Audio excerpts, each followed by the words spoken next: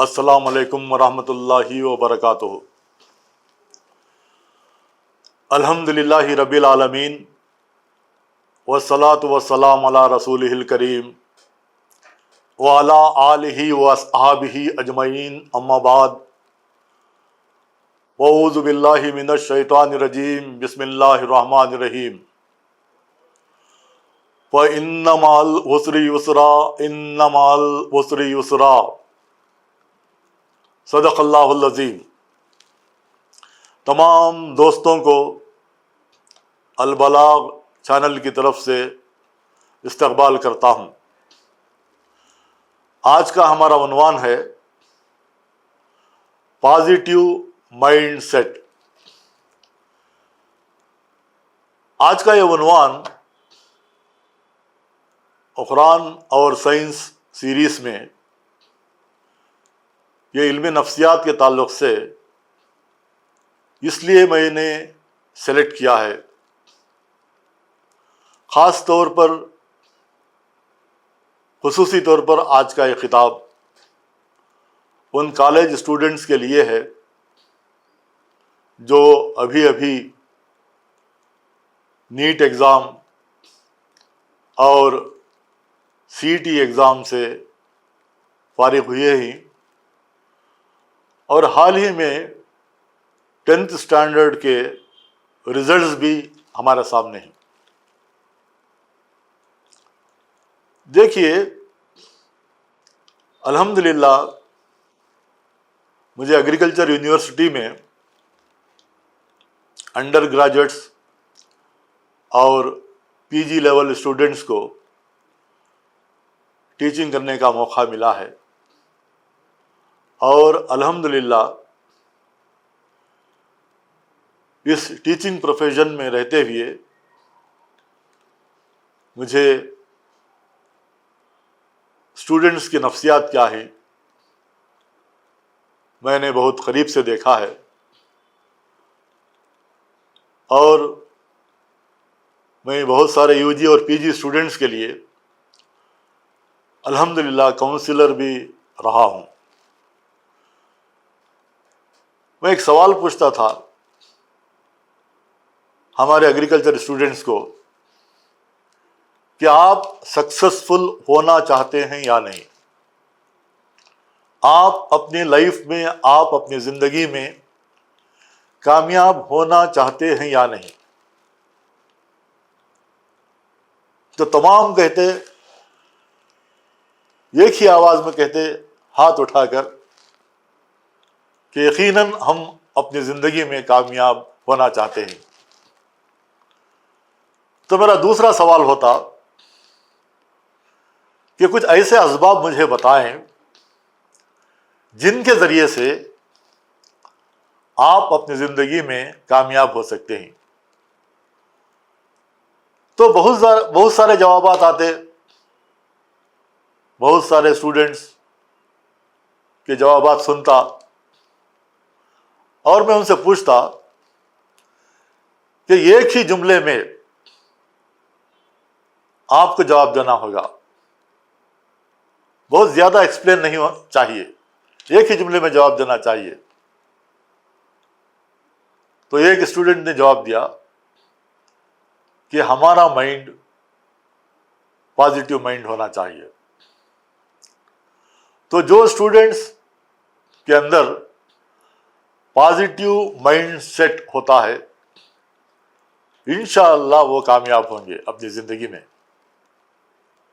میں اکثر کہا کرتا تھا اسٹوڈنٹس کو، failure in examination is not failure in life, passing in examination is not passing in life.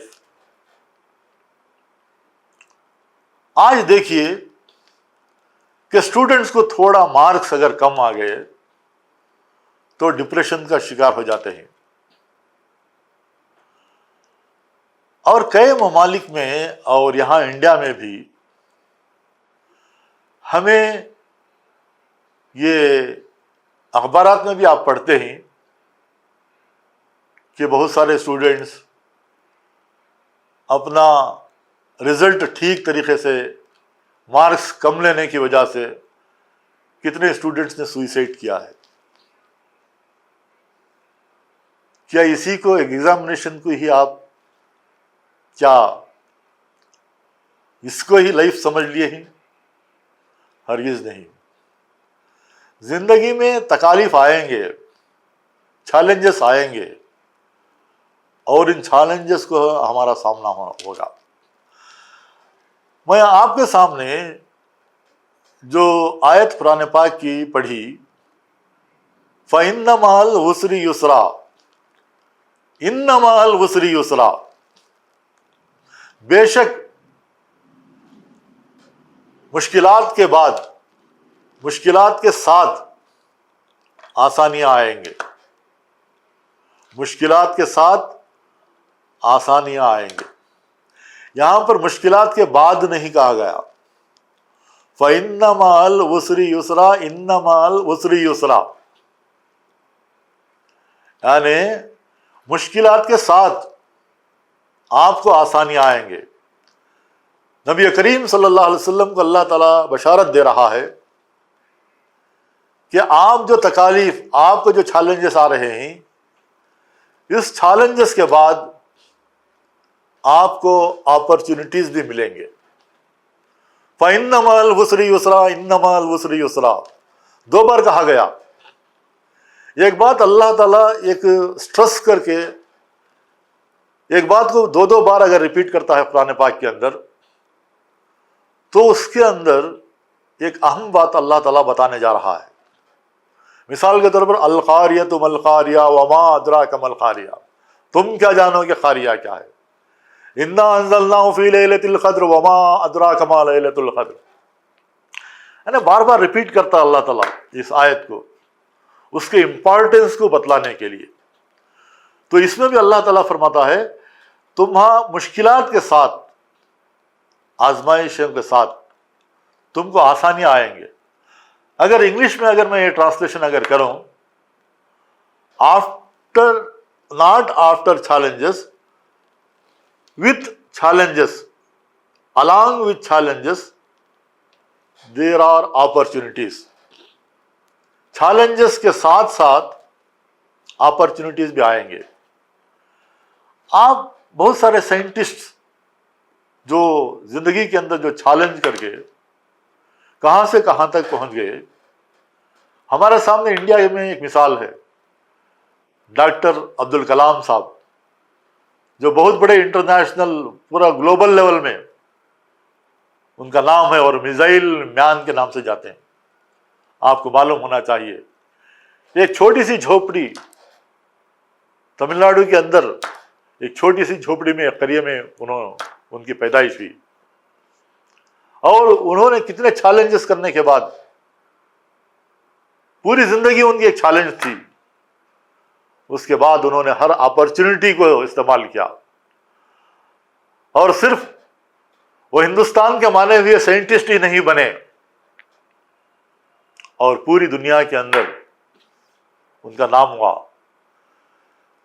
2005 کے اندر جب انہوں نے ایک ٹرپ کی سوئٹزرلینڈ کو، تو 2005 میں جب انہوں نے وہاں پر سائنس کے تعلق سے جو بات کی، تو اس کے بعد جس دن انہوں نے سوئٹزرلینڈ میں قدم رکھا تھا، آج بھی اس دن کو سائنس ڈے کے نام سے منایا جاتا ہے. اور وہ ہندوستان کے سب سے بڑے پوسٹ، پریسیڈنٹ پوسٹ کو بھی گئے. یہ تمام جو ہے نا، انہوں نے اپرچونٹیز کو استعمال کیا، اور ہر چیلنج کا انہوں نے زندگی کے اندر مقابلہ کیا.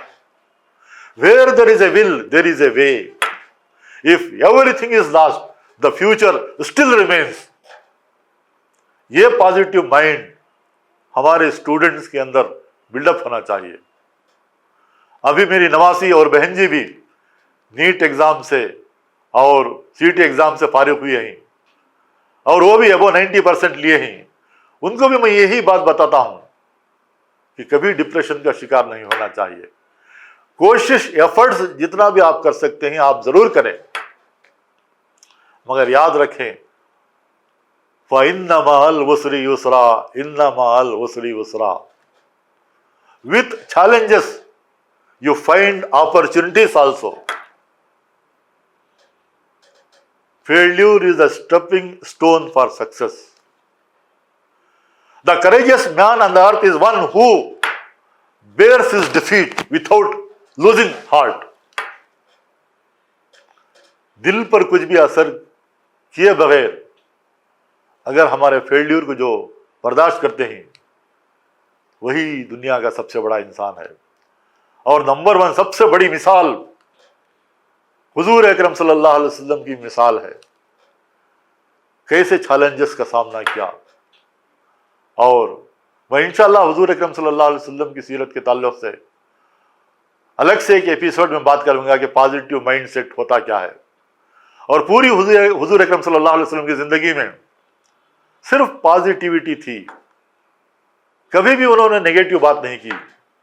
پوری اس سیرت کا آپ مطالعہ کر لیجیے. میں الگ سے بات کروں گا. میں آپ کے سامنے ایک سائنٹسٹ کی مثال دوں گا. Thomas Alva Edison. جو بلب یہاں پر جو بلب جو لگا ہوا ہے, آج بچوں کو اگر پوچھتے ہیں تو ہو انوینٹڈ بلب, الیکٹرک بلب, تو کہتے ہیں کہ تھامس آلوا ایڈیسن. ذرا غور فرمائیں کہ اس کو پرائمری اسکول میں انفٹ کر کے پرنسپل نے سرٹیفکیٹ دے دیا تھا. اور جب آ کر وہ لیٹر اپنی ماں کو دیتا ہے تو اپنی ماں, تھامس آلوا ایڈیسن کی ماں کا پازیٹیو مائنڈ سیٹ کیا تھا ذرا غور فرمائیں کہ انہوں نے لیٹر کھول کر اپنے بچے سے یہ کہا. پازیٹیو مائنڈ سیٹ دیکھیے ماؤں کا. میں ماؤں سے بھی گزارش کرتا ہوں کہ اس طریقے سے پازیٹیو مائنڈ سیٹ ہونا چاہیے آج کی ماؤں کا بھی. تو اس نے کہا کہ وہ اسکول تیرے لائق نہیں ہے,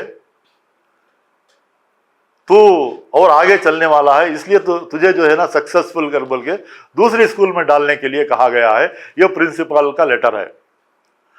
اور ماں نے ہوم اسکولنگ کی تھامس آلوا ایڈیسن کی, اور اس کے بعد اسے ایسے ایسے ذرائع ملے کہ وہاں پر چیلنجز کا سامنا کیا. اور آخری میں جو بلب جو اس نے انوینٹ کیا, 1000 بار جو ہے نا کوشش کرنے کے باوجود بھی یہ بلب کا جو انوینشن ہوا وہ 1000 بار فیل ہوا, مگر وہ چیلنج کو قبول کیا اور پورے اپرچونٹیز کو استعمال کرنے کے بعد آخری میں پوری دنیا کو روشن کر دیا. جسے تھامس آلوا ایڈیسن ہو انوینٹڈ بلب, الیکٹرک بلب, تو بچہ بچہ جانتا ہے کہ تھامس آلوا ایڈیسن جو بلب کو ایجاد کیا. آپ بہت بڑے سائنٹسٹ کو جانتے ہیں, آلبرٹ آئنسٹین. آلبرٹ آئنسٹین کا ایک مقولہ ہے, وہ اللہ کو بھی مانتا تھا اور یہ قدرت کو مانتا تھا. اس نے کہا تھا کہ science without religion is lame and religion without science is blind. وہ آلبرٹ آئنسٹین. ذرا غور فرمائیں, 1901 میں اس نے پالی ٹیکنک سے میں پڑھا اور 1 سال 1.5 سال بہت جگہوں پر کوشش کیا. جو آج نوجوان ڈگری کرنے کے بعد جو جاب لیس رہتے ہیں ان کے لیے خصوصی طور پر میں یہ بتلا رہا ہوں. وہ زمانے میں 1901 سے لے کر 1902 تک کم از کم 1 سال 1.5 سال وہ جاب لیس رہا. لیکچررشپ کے لیے اپلائی کرتا رہا, مگر کہیں پر اسے مناسب کام نہیں ملا وہ ٹائم پر. آخر کار وہ ایک 2nd ڈویژن کلرک کی حیثیت سے ایک کمپنی تھی, سوئس پیٹنٹ کمپنی, معمولی سے ایک کام میں جوائن کر لیا. کیونکہ وہ ہر وقت جو ہے نا ٹائم کیپ اپ کرنا چاہتا تھا, ہر وقت 1 منٹ بھی جو ہے نا بیکار نہیں کرتا تھا, بیکار نہیں گزارتا تھا. آج ہمارے نوجوان کہاں ہے ٹائم مینجمنٹ, کہاں ہے ٹائم کی قدر ہمارے اندر. اللہ کے رسول صلی اللہ علیہ وسلم نے فرمایا تھا کہ اپنے مصروفیات جو ہے نا، مصروفیات ہو جائیں گے انسان کو، اپنے وقت کی قدر کرو. اور اللہ کے رسول صلی اللہ علیہ وسلم نے فرمایا تھا کہ 5 چیزوں کو غنیمت جانو. 5 چیزوں سے پہلے اس میں ایک چیز، اپنے فارغ اوقات کو غنیمت جانو، مصروف اور انگیج ہونے سے پہلے. تو ذرا غور فرمائیں. تو 1902 میں اسے ایک معمولی نوکری، 2nd ڈویژن کلرک کی نوکری ملی سوئس پیٹنٹ کمپنی کے اندر. اور اس نے 2005 تک فزکس کے اندر ایسا ریسرچ کیا. فزکس جو ہے اس کا فیوریٹ سبجیکٹ تھا. دیکھیے، میں اسٹوڈنٹ سے یہ بات کہنا چاہتا ہوں کہ آپ کو جس سبجیکٹ میں انٹرسٹ ہے اسی سبجیکٹ میں آپ کچھ کریں. آگے چل کر آپ ہر ایک سے مشورہ کریں، مگر جس فیلڈ میں آپ کو انٹرسٹ ہے اسی فیلڈ کو چوز کیجیے. یہ میری آپ سب سے جو ہے نا ایک ایڈوائز ہے تمام اسٹوڈنٹس کے لیے. اگر آپ کو میڈیکل میں جانا ہے تو میڈیکل کو جائیے، اگر آپ کو انجینئرنگ میں جانا چاہیے تو انجینئرنگ کیجیے. جس فیلڈ میں جانا ہے اسی فیلڈ میں جائیے. فزکس پر ریسرچ کیا آئنسٹین نے. تو 1902 سے 1905 تک، یعنی 3-4 سال کے اندر اس نے فزکس کے اندر بہت بڑے بڑے پیپرز لکھے، ریسرچ پیپرز لکھے. آپ جانتے ہیں theory of relativity E=mc². Nobel price ملا آئنسٹین کو. اور اس کا جو ریسرچ آرٹیکل براؤننگ موشن اور اس کا ریسرچ پیپر انرجی کے اوپر لکھا، ماس کے اوپر لکھا، ماس انرجی ایکویویلنس کے اوپر ایک پیپر لکھا اس نے. اور اس کے ساتھ ساتھ فوٹو الیکٹرک ایفیکٹس کے اوپر اس نے پیپرز لکھے. اور 4-5 پیپرز جو ہے گلوبل لیول پر اپروو ہو گئے. اور آج ہم اسے آئنسٹین کے نام سے یاد کرتے ہیں کہ دنیا کا بڑا سائنٹسٹ تھا. غور فرمائیں کتنے مسلم سائنٹسٹ گزرے ہیں، انہوں نے ہر اپرچونٹی کو استعمال کیا اور ہر چیلنج کے ساتھ وہ اپرچونٹیز کو استعمال کرتے ہوئے اس پوزیشن کو گئے. ابو القاسم زہراوی جو 200 سے زیادہ سرجیکل ایکوپمنٹس انہوں نے ایجاد کیے. کتنے بڑے سائنٹسٹ تھے. آج دنیا کے تمام سرجنز کو، میڈیکل سرجنز کو ان کا شکریہ ادا کرنا چاہیے. مور دین 200 سرجیکل ایکوپمنٹس انہوں نے ایجاد کیا. تو کتنے لوگ ہم جانتے ہیں ابو القاسم زہراوی کا نام. بلڈ سرکولیشن ابن نفیس، آج ہماری کتابوں کے اندر ولیم ہاروی کا نام پڑھایا جاتا ہے بلڈ سرکولیشن کے تعلق سے. Father of chemistry Jabir bin Hayyan, distillation کے، فلٹریشن کے کتنے ایکوپمنٹس انہوں نے ایجاد کیا اس وقت میں. یہ تمام چیزوں کو ہم جاننا چاہیے. اور ہم عام طور پر اسٹوڈنٹس یہ کہتے ہیں کہ بہت ورک لوڈ ہو گیا، ورک لوڈ ہو گیا. کیا ورک لوڈ ہو گیا؟ ایک سائنٹسٹ جو ہے نا کبھی ورک لوڈ کا لفظ استعمال نہیں کرتا. ایک سائنٹسٹ اگر کوئی لفظ اگر استعمال کرتا ہے تو یہ ہے میرا پروجیکٹ، میرے اس پروجیکٹ پر مجھے کام کرنا ہے. یہ الفاظ آتے ہیں ایک سائنٹسٹ کے زبانی. کبھی سائنٹسٹ یہ نہیں کہتا کہ مجھے آج اتنا ورک لوڈ ہو گیا ہے، اتنا ورک لوڈ ہو گیا ہے. دیکھیے ہماری زندگیوں کے اندر چیلنجز کے بغیر اپرچونٹیز نہیں ملیں گے. اگر گھر میں ہم سوئے رہیں تو کون آ کر آپ کو نوکری دے گا؟ کون آ کر آپ کی مدد کرے گا؟ ہمیں باہر نکلنا ہوگا، فیس کرنا ہوگا. اور دیکھیے یہ ایک بات میں ضرور کہنا چاہتا ہوں کہ اللہ تعالیٰ فرماتا ہے اقرأ باسم ربک الذی خلق خلق الانسان من علق اقرأ وربک الاکرم الذی علم بالقلم علم الانسان ما لم یعلم. قرآن پاک میں پہلی ہی وہی علم کے تعلق سے وہاں پین کا ذکر بھی آیا، قلم کا ذکر بھی آیا، پڑھنے کا بھی ذکر آیا۔ مگر آپ علم حاصل کرنے کے بعد جتنا آپ علم حاصل کرو گے، جیسا کہ پھلوں سے لدی ہوئی ڈھالیاں جھکے رہتے ہیں، اس طرح آپ کو بھی جھکے رہنا چاہیے۔ اس لیے اللہ تعالیٰ فرماتا ہے کہ پڑھو، علم حاصل کرو، مگر اس رب کو نہ بھولو۔ اقرأ بسم ربک الذی خلق، اپنے رب کو مت بھولو، وہ رب ہی تو ہے جس نے تمہیں یہ علم دیا ہے۔ ایک ریسرچ مائنڈ ہونا چاہیے، ایک انویسٹیگیشن مائنڈ ہونا چاہیے۔ آپ دنیا کو کیا دینا چاہتے ہو، آپ دینا چاہیے دنیا کو۔ Ask not what the country can do for you, ask what you can do for the country. کچھ تو ہمارے ملک ہندوستان کے لیے ہم کچھ کنٹریبیوشن کرنا چاہیے، ایسا کنٹریبیوشن کرنا چاہیے کہ آپ کے مرنے کے بعد بھی دنیا یاد کرے، ایسا ایک انوینشن کرنا چاہیے کہ آپ کے مرنے کے بعد بھی دنیا یاد کرے۔ باڈی لیول پر اگر ہم جئیں گے تو جانوروں میں اور انسانوں میں کوئی فرق نہیں ہوگا۔ ایک نوکری مل گئی، ہمارے بیوی بچوں کے ساتھ اچھے رہے، ایک دن ہمیں مر گئے، دنیا کو ہم نے کچھ نہیں دیا۔ ایسی زندگی جو ہے نا اینیمل لیول کی زندگی ہوتی ہے، ایسے باڈی لیول کی زندگی ہمیں نہیں چاہیے۔ یہ ایک مسلمان ہونے کے ناطے تمہارا کیا کنٹریبیوشن، دوسروں کو آپ کیا کنٹریبیوٹ کر رہے ہیں، یہ امپورٹنٹ ہے۔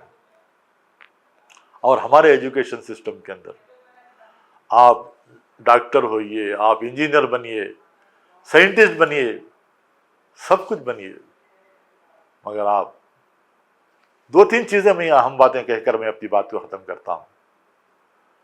آپ اسٹوڈنٹس کے اندر کبھی بھی مایوسی نہیں ہونا چاہیے، کیونکہ قرآن پاک میں اللہ تعالیٰ فرماتا ہے مایوسی جو ہے یہ کافروں کا شیوا ہے، مایوسی کفر کی علامت ہے۔ اللہ کے رسول صلی اللہ علیہ وسلم فرماتے ہیں کفر جو ہے نا یہ بھی ایک شرک ہے، مایوسی بھی کفر ہے۔ کیا ایگزام میں فیل ہونے سے کیا آپ لائف میں فیل ہو گئے کیا؟ نہیں، ہرگز نہیں۔ چیلنج کیجیے۔ تیمور کی کہانی ہم پڑھتے تھے بچپن میں کہ اس نے چونٹی کو دیکھا، غار میں جا کر چھپ گیا تھا، چونٹی کو دیکھا کہ 70 بار دانا لے کر چڑھتی رہی گرتی رہی، چڑھتی رہی گرتی رہی، اور 71 ٹائمز چڑھنے کے بعد جو ہے نا وہ دانا لے کر نکل گئی۔ تیمور نے چیلنج لیا کہ جب چونٹی جو ہے نا چھوٹی سی چونٹی اتنا چیلنج لے کر جا سکتی ہے تو وہ ایک انسان ہوتے ہوئے یہاں پر آ کر میں بیٹھ گیا۔